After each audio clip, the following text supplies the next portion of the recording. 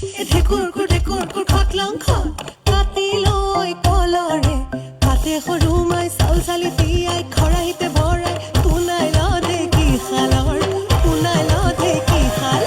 হাত ঢেকি দে ঐ আইজনী ঐ চাবে চুবুৰীৰ